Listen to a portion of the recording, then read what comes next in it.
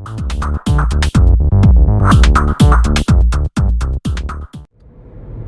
I'm out chasing around today. It's a Friday, October 17th, I believe, 2025. Just chasing around doing fall stuff. Got to pick up my little trailer at my son's house so we can fill it up with leaf chippings. But as long as I'm on the road, I thought I'd do a little update on my EV here. I'm going to preface with saying, if you want to know everything there is to know about electric cars, go talk to somebody who's never owned one. They seem to know everything there is to know about electric cars, except for the facts. So here's the deal. I bought this car a little over 2 years ago, 2.5 years ago. And I've been driving it pretty steady. Been all over the place. Did some long trips, some short trips. Whatever you do with normal cars, I've done with this. And let me kind of talk about the good and the bad, because there's always two sides to everything. In fact, there's three sides to everything, but maybe we'll touch on that also. The good side is it's an electric car. I mean, that is the big plus. There is no getting around the fact that an electric car is just better. There's no maintenance. The biggest maintenance I had was just recently. I went out and I had to buy a gallon of windshield washer fluid and top off the windshield washer reservoir. That is it. In 2 years, that's it. I haven't done a thing. I haven't had to change anything. I haven't had to fix anything. You get in it and you drive, and that's the end of the story. Now, everybody says, well, it wouldn't work for me because where would I charge it, you know? Well, I pull in the garage and I got this thing that I just plug into it, and it makes the battery get full. I have two different kinds. I got the level 1, which is 110 volt, which everybody can use unless you're heating your house and lighting your house with oil.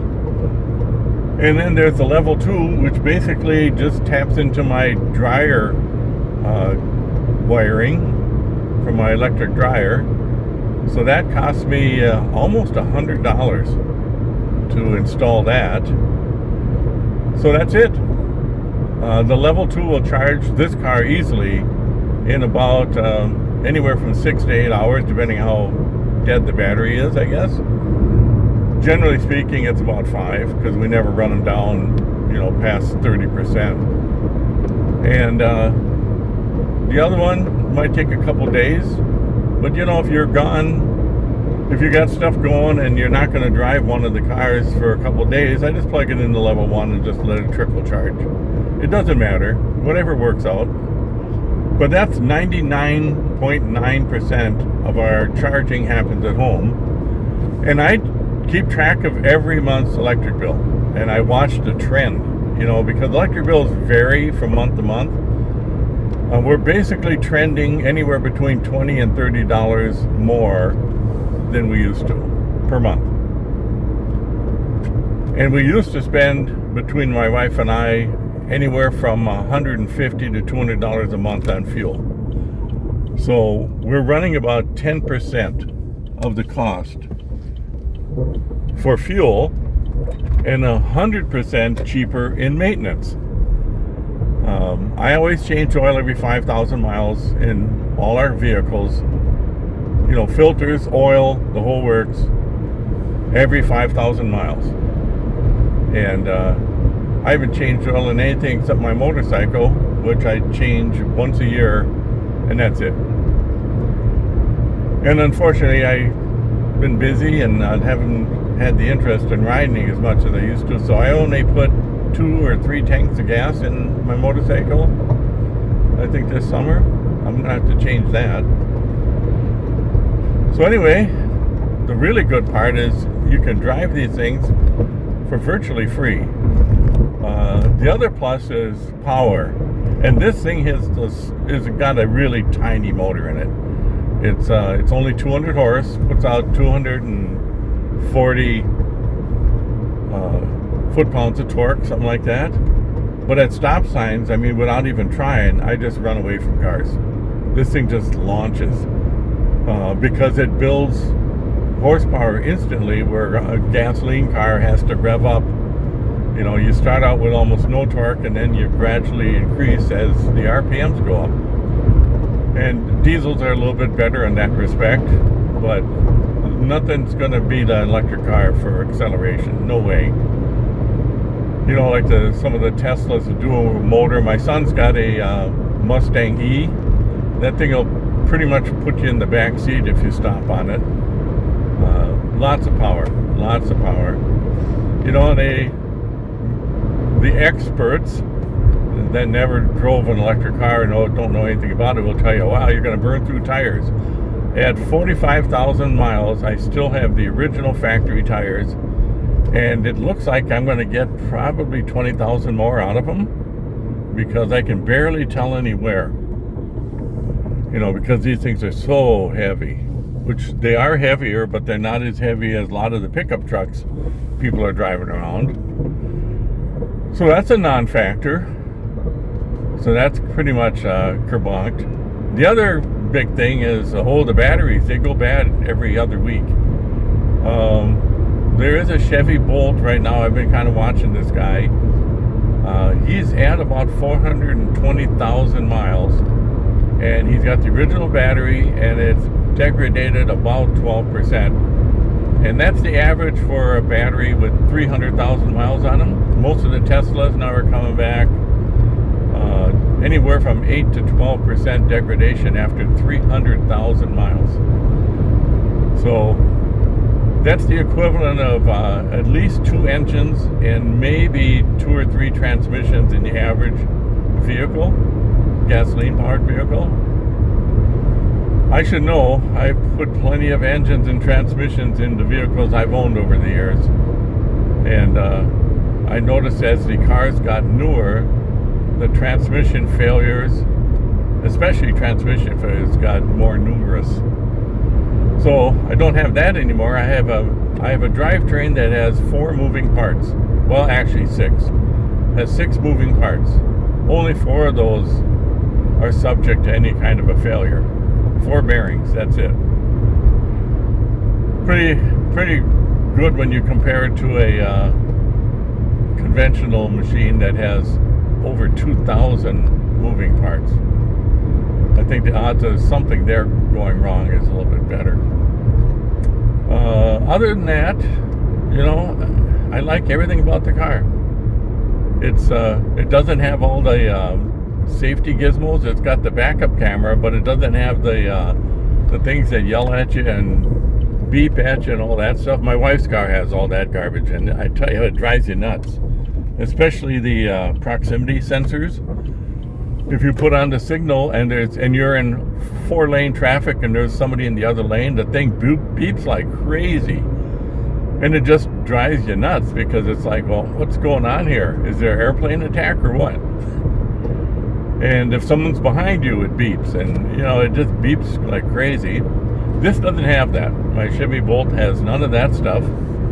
So it's pretty much a regular car that they used to build. And I'm not against technology or anything. I think some of the stuff is pretty good, but I don't like the lane centering. I think it's kind of weird. It doesn't do a real good job. I guess it'd be okay if you were, you know, partying late on a Friday night and you wanted to get the thing home, you wanted to get home without going in the ditch. You shouldn't be doing that anyway, but I know people do.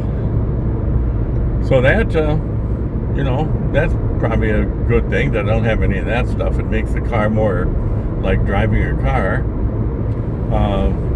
Negatives, this one rides a little rough. It's got a straight axle in the rear, and you know, that contributes to a little bit more rougher ride. The suspension's a little stiff. You know, generally speaking, it's pretty good, but if you got on a road that's a little bit bumpy and stuff, you're going to feel it. My wife's Nero, which is slightly bigger than this, has independent rear suspension. It's got softer suspension. It just feels a little bit better driving on the road. But this is more of a utilitarian type vehicle, I think. You know, I use this for, like, I'm pulling the trailer right now. I use this to transport my electric trike around when I'm doing stuff like that.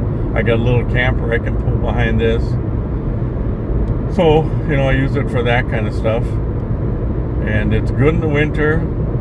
You know, the other downside to it really is in the summer, I have zero complaints as far as range and that kind of stuff. In the winter, it can be a little more of a challenge. You're going to lose 30%. I'll be honest, 30% you're going to lose due to the cold and running the heater. The heater does draw a fair amount of electricity, and that can be an issue. So typically, like most gasoline cars, it gets about 200 miles is what you can figure during the summer. And you're probably thinking, well, my car gets like 250 miles on a tank full. Well, you don't drive them from completely full to bone dry empty. There's always some, maybe you'll drive it to a quarter tank and then you fill it up. So realistically, figure 200 miles, which is a lot of mileage. You can go a long ways on 200 miles. And the average person probably puts, you know, anywhere from 30 to 100 a day, maybe, if you're commuting, you know, like from a small town to the metro or something like that. But generally speaking, you'd probably put less than 30 miles a day on a car on average. And, you know, with the electric car, get home, you plug it in, next day, full tank. Every day you leave with a full tank of gas, basically, and you don't have to stop at the gas station unless you want to buy coffee. So that's kind of a plus. But getting back to the range loss, you have to plan for that. Like, for instance, I had to go just about to Iowa to pick up my latest trike, and to get there was going to take pretty much a full charge. And I didn't have a full charge. I was up about maybe 3/4. But I thought, you know what, the heck with it. I can stop at a fast charger and pump it up a little bit, which is what I did. You know, you plan that way. You look ahead and you figure, well, I'll drive 100 miles. I want to stop anyway. And you plug in somewhere, and while you're plugged in, you go in and you buy a cup of coffee, use the bathroom, maybe grab a snack or something. If it's dinner time, you'll stop and eat lunch, which I did on the way back. I stopped at a Flying J, I think it was. Plugged the car in. I went in and had a Subway and something to drink, and I kind of sat around a little bit and, you know, went through my text messages and all that nonsense, and jumped in the car. And I think I waited in the car for another 5 minutes or so, and I had a full charge for the way home. So it kind of works into your normal biological schedule, if you want to put it that way. You know, so there's a little bit of a difference in the way you approach a trip. And it's kind of the catch-23 thing, where there'd be more electric cars if there were more charging stations, and there'd be more charging stations if there were more electric cars. You know, one kind of pushes the other. Hopefully, going down the road, you know, people will wise up and learn that electric cars really are the answer, financially and otherwise. I mean, the side benefit is the environment's better. You know, that's something I really didn't even think about, you know, is how does this save the environment? I thought, well, you know, how does this save me money? Which it saves me gobs. It saved me all kinds of money. Saved me a lot of work. I mean, I did all my own maintenance and everything, and I have no ambition to crawl underneath the car and change an exhaust system, or change oil, or fix all the numerous other things that go bad, like variable valve timing systems going bad, lifters going bad, transmissions going bad, you know, just a long list of stuff that fails constantly. I don't have to deal with it. And that's nice. When you get to be my age, it's nice not to do that kind of stuff. I got other things I can do. So anyway, the long and the short of it is, after 2.5 years of driving electric cars, I got 2 of them, I am exactly 100% positive I will never own a gas car again. And more than likely, these cars will last the rest of my natural life, so I will probably never own another car again. And you think about it, if you're a golfer, you know that you like electric golf cars a lot better than gas. They're smoother, they're quieter, they have more power, they're just plain better. Everybody I know in town here, even the ones who are anti-everything, have electric golf cars because they're just better. Well, this is no different. It's just a big electric golf car. I've got electric bicycles, I got electric lawn equipment, because this stuff is just better. I was really surprised with my electric lawnmower. I thought it would be inferior horsepower-wise to my gas-powered lawnmower, which was a 21-inch, but it had a 5-horsepower motor on it, so it was pretty hefty build. Electric lawnmower runs circles around it as far as power goes. It's amazing. So I was wrong there. So anyway, if you're thinking about buying an electric car, I would strongly suggest get on YouTube and check out people that own them and talk about them. And they'll tell you the good and bad, and it'll be parallel to what I'm saying. So do yourself a favor. Do real, actual research and talk to people that have experience and have knowledge. Some of us still believe in science. It's weird. Science and intelligence and math and gosh, all those things. It's mind-boggling, isn't it?